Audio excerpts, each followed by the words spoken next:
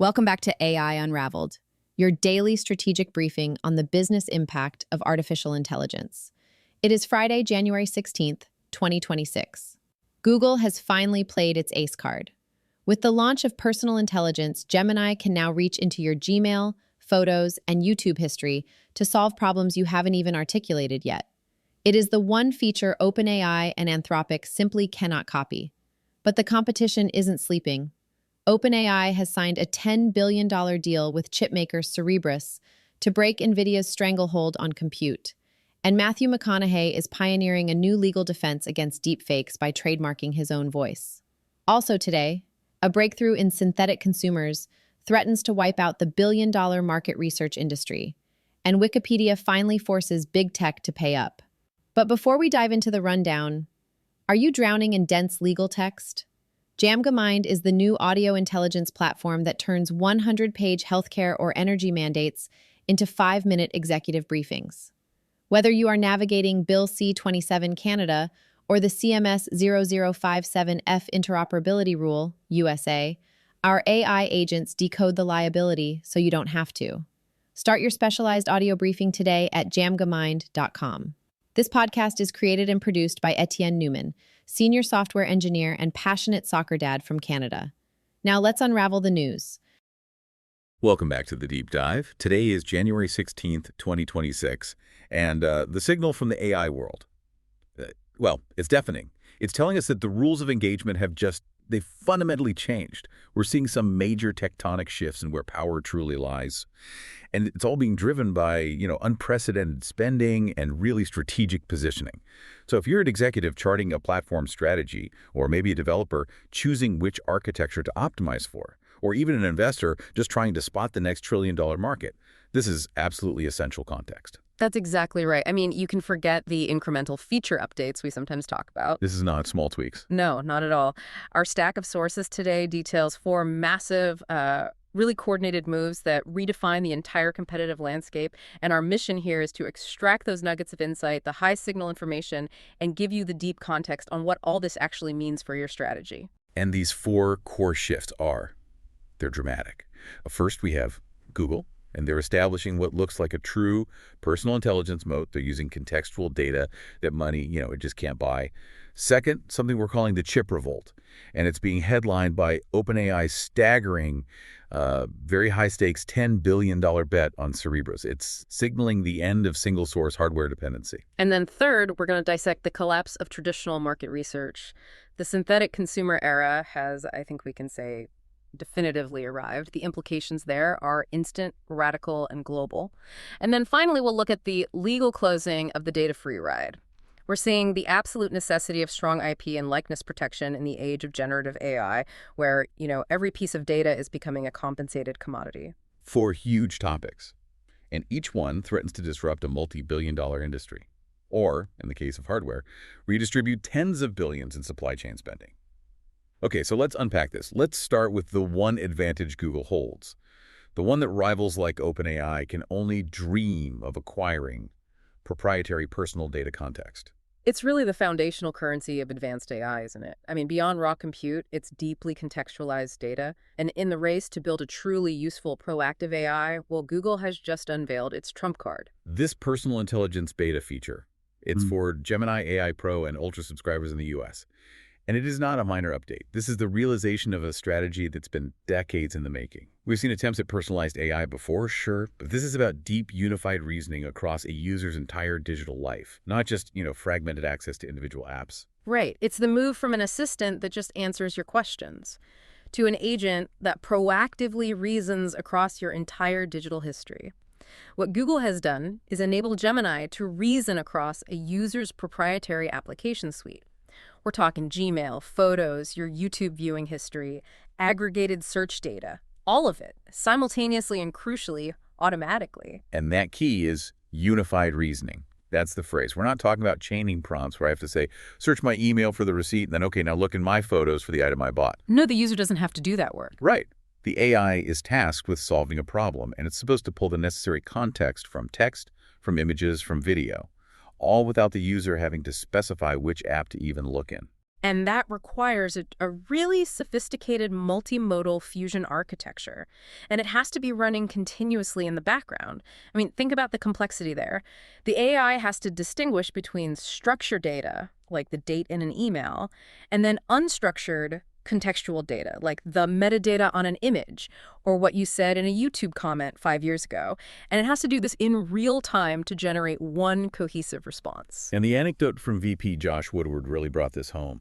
He talked about being at a tire shop, a situation where you typically need to access several pieces of scattered information very quickly. Your vehicle specs, previous maintenance records, maybe a photo of the current tire tread. Right. Things that are all in different places. Exactly. And the AI uses context from his photos and his emails to proactively provide all the necessary information right there in the moment. It transforms the AI from a search tool into this seamless, proactive utility layer. And that right there is the core difference. It's the difference between where Google is headed and where almost everyone else is currently operating. Competitors have largely raced to achieve parity on general reasoning tasks. You know, if you ask Gemini, ChatGPT, or Claude about global economics, the answers are going to be mostly indistinguishable. They're all pretty good. They're all very good. But when the AI can tap into your individual life history, your travel receipts, your purchasing patterns, the faces and places in your photo library, it transcends general capability. It becomes indispensable utility. Okay, and this is where it gets really interesting and why this establishes Google's moat. The sheer scale of it and the existing infrastructure are just unmatchable. Billions of users already have their lives, their entire context, graphs stored, structured, and active within the Google ecosystem. OpenAI can try to partner and integrate, but they have to convince you to sync your life piece by piece, app by app, into a third-party environment. Google just needs you to tick one box within the environment you already inhabit and, for the most part, trust. It's the ultimate network effect applied to data, but with this added layer of stickiness. As frontier models equalize in capability, and they are, very rapidly, deep integration with personal context becomes the ultimate differentiator. This is the new deep moat. But that moat is built right on the edge of public trust, which is, as we know, highly fragile. Google is demanding unprecedented access to our personal data, and that introduces a huge liability risk. They must be addressing this head-on with some critical guardrails. But how convincing are they? They seem to recognize the gravity of the trade-off. To maximize the utility while, attempting to minimize the trust violation, they've implemented two key controls. First, the feature is explicitly off by default. Okay, that's critical. It is. It means the user has to make an active, informed choice to opt in, recognizing the enormous value exchange they are making. And the second point, I imagine, has to address that existential fear we all have, that our personal data is going to become part of the global training set. Exactly. And Google explicitly states that it will not train its AI models directly on connected information like your inboxes or your photo libraries accessed through this feature. This promise is crucial. They're trying to assure you, the user, that the data is used for you, the individual, but not by Google, the corporation, to improve the underlying model. That promise is the very thin line separating utility from violation in the public's mind. But if I'm an executive or a strategist listening right now, I have to ask, how do we verify that promise? I mean, in a black box AI system, verification is basically impossible. This places the strategic reliance entirely on Google's corporate trustworthiness and their internal monitoring. Absolutely. The value of this deep, personalized context is enormous for creating sticky, proactive products. But the liability of a breach, or even just the perception of misuse, is exponentially higher. And it forces every competitor to think about their own personal graph strategy. If you don't own the data, you have to partner aggressively, or you have to start building that trust right now. And this trust issue is exactly why Google's sheer platform depth continues to be such a barrier.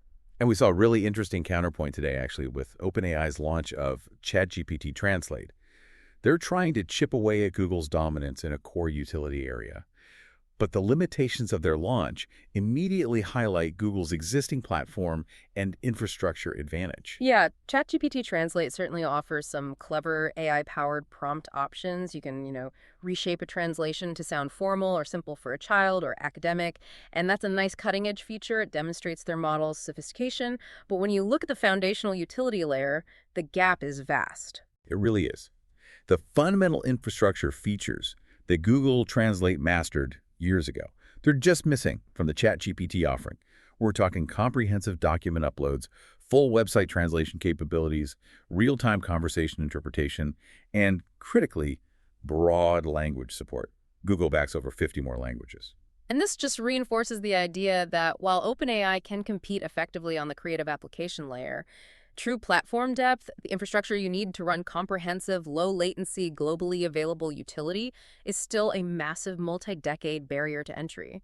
Google's advantage isn't just data, it's the robust, battle-tested systems they've built over 20 years that support the scale of these personalized offerings. So what does this all mean for developers? I mean, this personal intelligence sets an impossibly high new benchmark.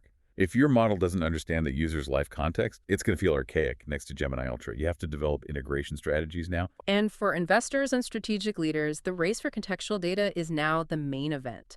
It forces every competitor, Meta, Apple, and certainly OpenAI, to either aggressively develop their own personal context graph through deeper OS or social integrations, or they have to find strategic partners with massive, trusted data ecosystems. Context is the new API. Okay, so we just saw how data and platform depth create a moat. But that personalized utility is, well, it's worthless without the hardware to process it quickly and at scale. And that brings us to the compute layer, because the pressure on the supply chain and latency is leading to a $10 billion investment in revolt. The premise here is pretty simple. For 2 years now, AI capability has been shackled by the Nvidia bottleneck.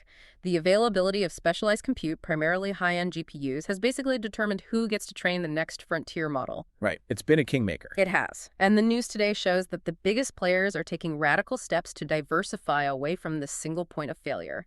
And this push for hardware independence is happening simultaneously on 2 critical geopolitical fronts. Let's start in the West, because the number is it's astonishing.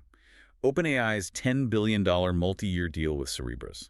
This is not a small R&D project. This is a declaration of war on the status quo. It is a decisive and very high-stakes move. OpenAI has signed a contract worth over $10 billion with Cerebras. That's the AI chipmaker, famous for its wafer-scale engine technology chips, built across an entire silicon wafer, not just a small square die. Right, the giant chip. The giant chip. And this massive contract commits Cerebras to providing a stunning 750 megawatts of dedicated compute power through 2028. 750 megawatts. I mean, to put that in perspective for people, that's equivalent to the electricity consumption of a city the size of Omaha, Nebraska, purely dedicated to running OpenAI's workloads. So what's the why behind this colossal investment, and why specifically target a challenger architecture like Cerebras instead of just, trying to secure more standard Nvidia supply? The strategic goal is twofold, and it speaks directly to the constraints they're facing. First, they need massive, dedicated scale away from the primary bottleneck. They're diversifying their supply chain risk. Second, and maybe more importantly for their customers, the purpose is achieving faster outputs through a dedicated low-latency inference solution. Okay, let's focus on that low-latency inference, because that's the customer experience layer. Inference is the process of using the trained model to generate responses. And latency, the time it takes, that's the killer of perceived AI performance, especially for complex multi-step queries. Exactly. And Cerebras' unique architecture is specifically suited to tackling this latency problem. See, a standard GPU cluster requires data to be broken up and communicated constantly between different chips across a high-speed network, like InfiniBand. That inter-chip communication introduces bottlenecks and latency.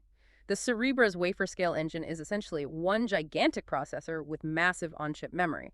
It keeps the entire model and its computations localized on a single giant piece of silicon. So by minimizing that external communication, they minimize the wait time. OpenAI is validating Cerebras' core claim with a $10 billion check. They're saying that specialized wafer-scale chips are inherently faster and more efficient for specific high-demand inference workloads than general-purpose GPU systems. It's a fundamental strategic move to secure scale and diversify risk. However, let's introduce a note of skepticism here for our investors. This $10 billion contract is crucial validation, yes, but Cerebras is a company that has delayed its 2024 IPO, while reportedly seeking to raise another $1 billion at a very high $22 billion valuation. That sounds like a significant operational risk. I mean, betting such a massive sum on a company that hasn't proven its financial stability on the public markets yet, isn't this also a sign of just desperation for compute access? I think it shows that the need for supply diversification outweighs the financial risk associated with the partner. The cost of not securing compute scale is far higher than the risk of Cerebras' valuation wobble. This investment signals that access to compute capacity, especially capacity optimized for low latency inference, is the single most valuable asset for a model provider today. Okay, so that's the West's move to secure specialized scale and lower latency. Now let's turn to the East, because China's response to the chip war is not reactive. It's about proactively building parallel self-sufficient infrastructure. Precisely.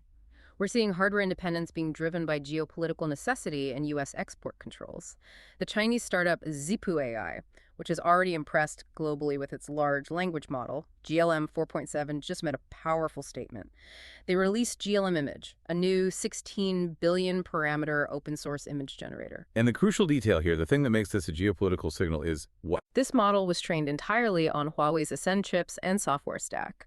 With zero reliance on U.S. semiconductors or architecture, this is the first major capable open model trained fully within a self-sufficient domestic Chinese hardware stack.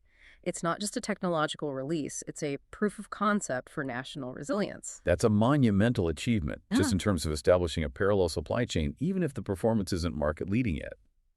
And speaking of performance, Zhipu is claiming some impressive metrics, particularly for niche use cases. They are. They're claiming GLM image excels particularly at text-heavy images, which is something image generators often struggle with.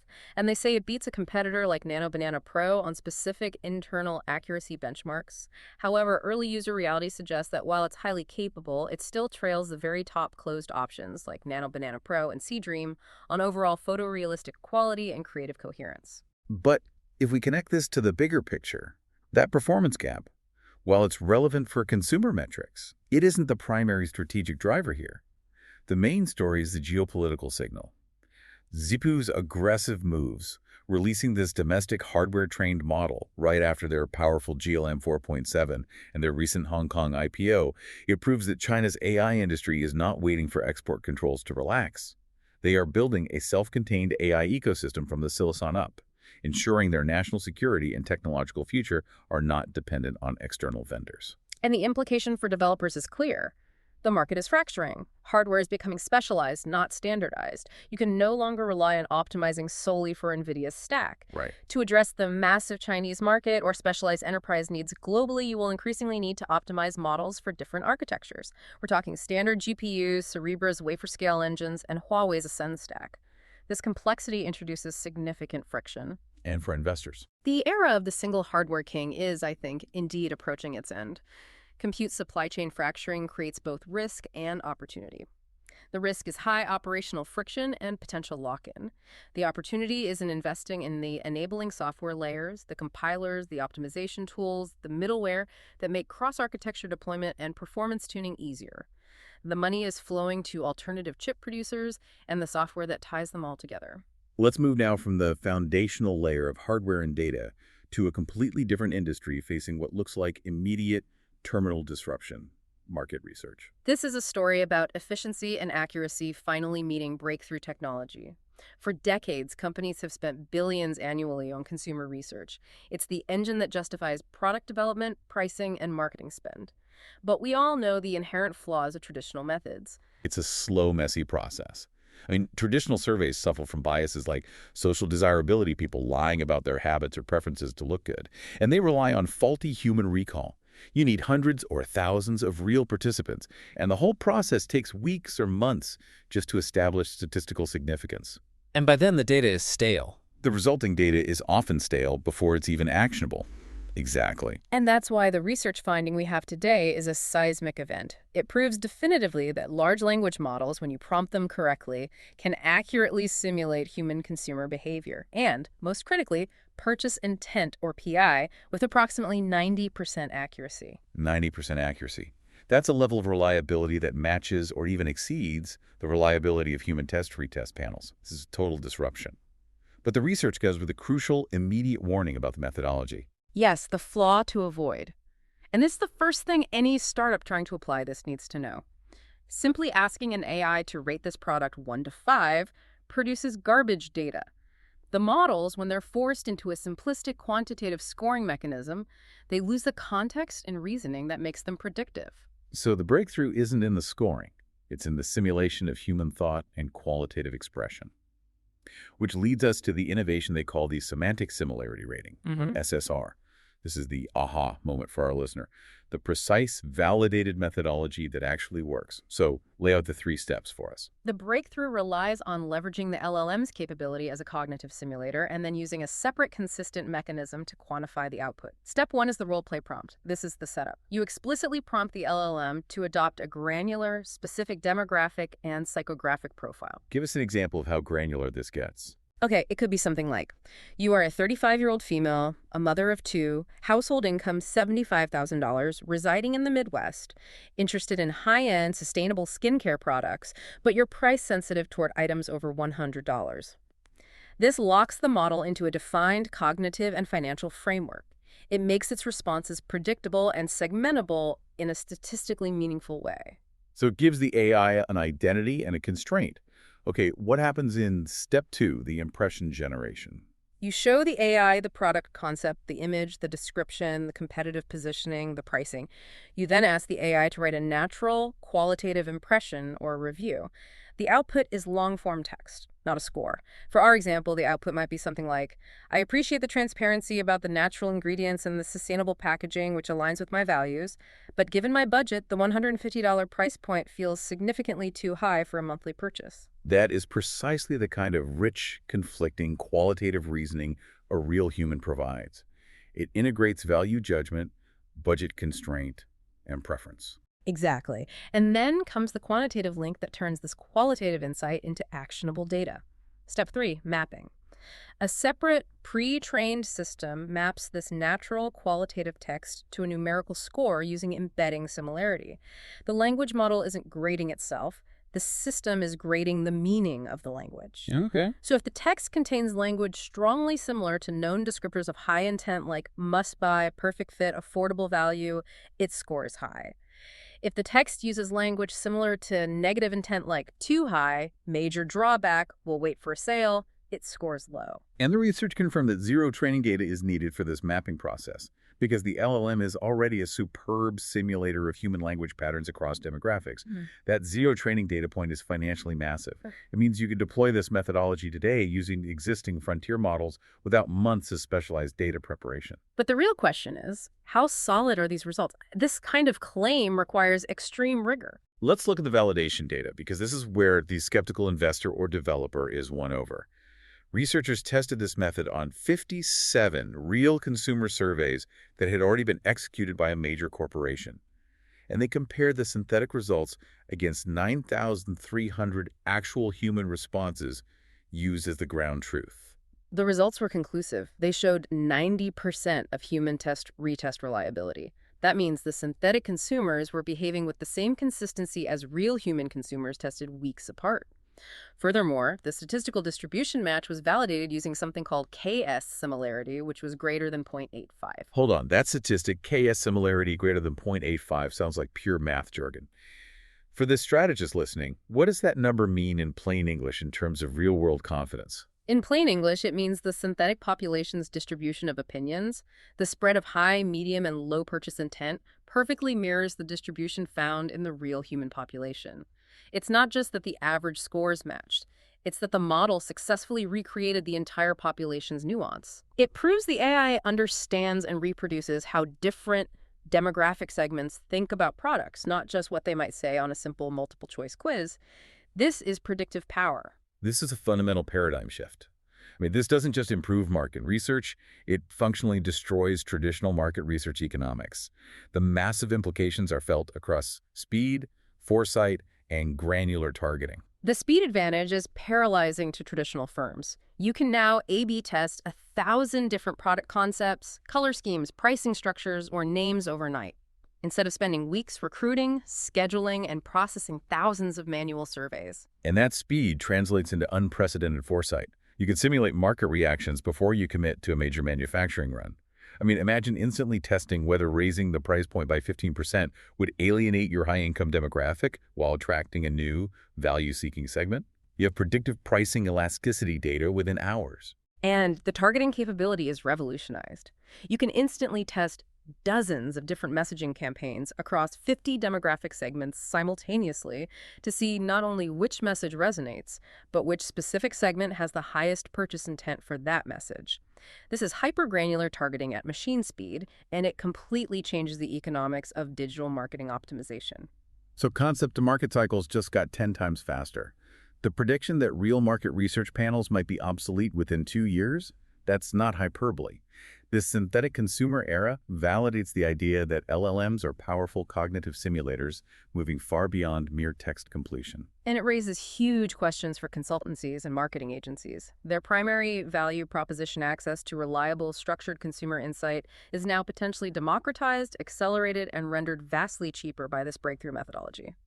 They must pivot their services from data collection to strategic data application. And that pivots us perfectly from simulated intent to very real intellectual property rights, because the gold rush era fueled by free data is definitively coming to an end. The legal and ethical battleground has been raging for a while now, but today's news signals a turning point.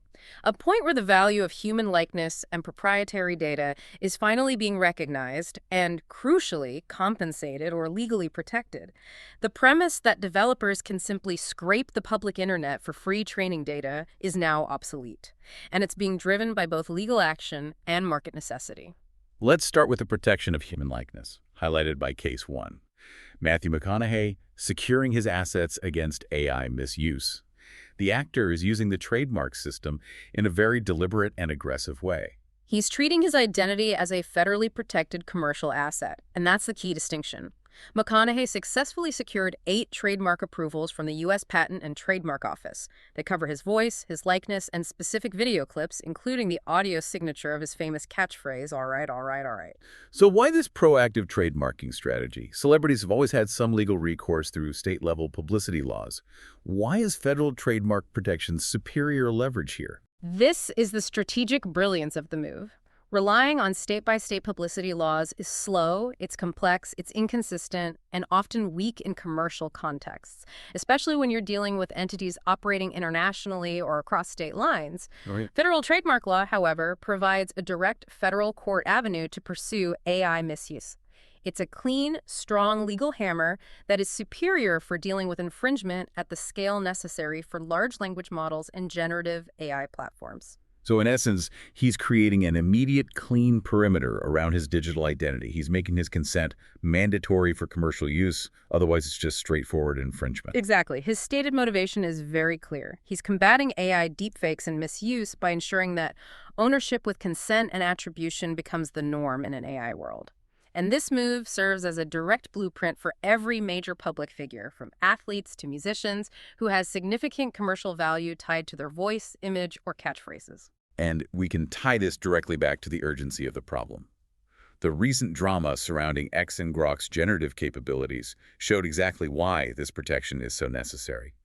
Users exploited Grok to create non-consensual explicit images of real people, and it forced immediate and chaotic restrictions on the platform. Oh, the regulatory and public scrutiny was intense.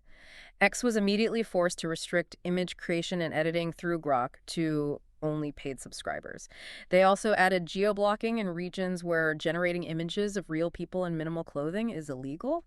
The fact that the platform needed this kind of immediate, drastic intervention illustrates the urgent necessity for robust perimeter protection like McConaughey's. Okay. This is an enterprise risk issue. If a major platform struggles to control what its model generates, the liability immediately falls on the platform. Okay, that addresses the protection of likeness. Now let's turn to Case 2, the monetization of proprietary data, featuring the Wikimedia Foundation. This signals the definitive market acceptance that high-quality structured data must be compensated. This is a monumental confirmation for content creators and publishers globally. Major AI players, Microsoft, Meta, Amazon, and leading startups like Perplexity and Mistral AI are now paying Wikipedia through its enterprise product to access its content for training their AI models. This is a huge shift. I mean, historically, these tech giants just relied on freely scraping Wikipedia's 65 million articles. Why the sudden pivot to a compensated model? The scale of the AI boom forced a change in the economic relationship. The free scraping by tech companies drastically increased server demand and operating costs for the nonprofit Wikimedia Foundation. Right, they're a nonprofit. They are. And since the foundation relies mainly on small public donations, absorbing those massive resource drains caused by corporate AI training was financially unsustainable and fundamentally unfair. They were providing essential global infrastructure without any compensation. So the foundation leveraged its status as the world's most authoritative, trusted, and structured repository of general knowledge, and they turned it into an enterprise product. Precisely. They spent significant time developing the Wikimedia Enterprise product. It's a structured, commercially viable platform offering specific features to handle the enormous scale and clean data needs of AI training. And this successful transition proves they can move these massive corporations from free, high-volume access to a structured, paid enterprise licensing model. And this is the critical implication for investors, for publishers, and content creators. It confirms the data is being remonetized across the board. The initial gold rush of AI development, which was heavily funded by free scraped data, is definitively over. Content creators, publishers, and platforms that own highly structured, trusted, or unique data are successfully transitioning to an enterprise licensing model. And this raises the important question for you, the listener. Which other major data sources, particularly those currently struggling to monetize their extensive archives, think scientific journals, proprietary news databases, or specialized image libraries, which of them will follow suit now that Wikipedia has established this billion-dollar precedent?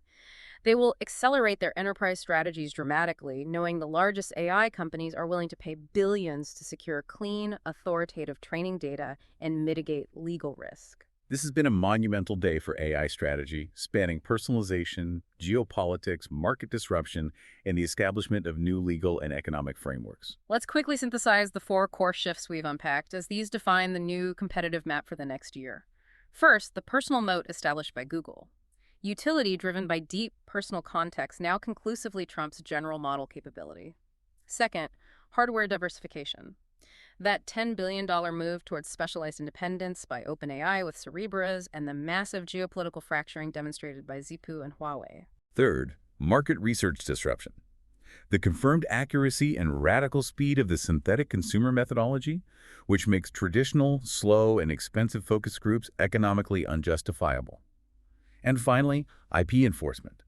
Data and likeness are no longer free commodities, as demonstrated by McConaughey's federal trademark strategy and the successful monetization of Wikipedia's authoritative content. And before we close, let's quickly address the 2 massive dramas that speak to the frantic talent and spending wars defining the current industry climate.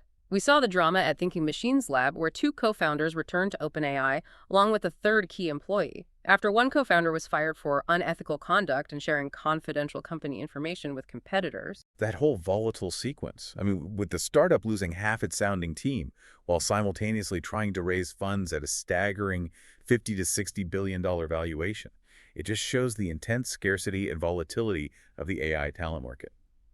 Founders and key engineers are being treated like star athletes, and loyalty is fragile, particularly when the difference between a successful IPO and a collapse rests on key individuals.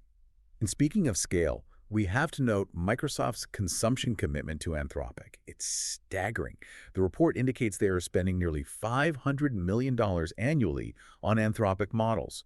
This isn't just a venture investment, this is a consumption commitment, and it shows just how high the price tag is for securing access to top-tier frontier model capacity outside of a company's primary partner. It illustrates the frantic effort by every major player to ensure they have redundant access to the best models available. A day of truly monumental foundational shifts across the entire stack. And this all leads to one final thought, one that builds on the IP and synthetic consumer segments.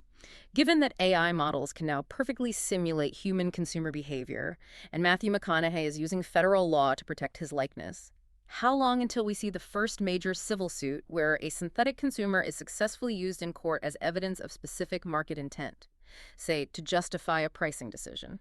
Or conversely, where a synthetic voice or likeness is introduced as key evidence in a commercial dispute, completely bypassing the need for human testimony in certain contexts.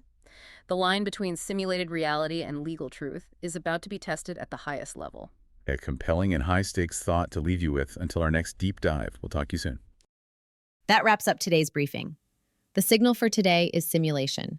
we are moving from simulating intelligence to simulating people.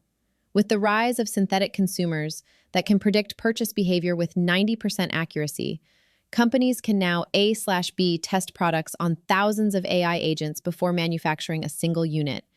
The feedback loop between idea and market just got infinitely faster and a lot cheaper. Before we go, a reminder for the leaders listening: are you drowning in dense legal text? Jamgamind is the new audio intelligence platform that turns 100-page healthcare or energy mandates into 5-minute executive briefings. Whether you are navigating Bill C-27, Canada, or the CMS 0057F interoperability rule, USA, our AI agents decode the liability so you don't have to. Start your specialized audio briefing today at jamgamind.com. This podcast is created and produced by Etienne Newman, senior software engineer and passionate soccer dad from Canada. Please subscribe and share. Until Monday, keep unraveling the future.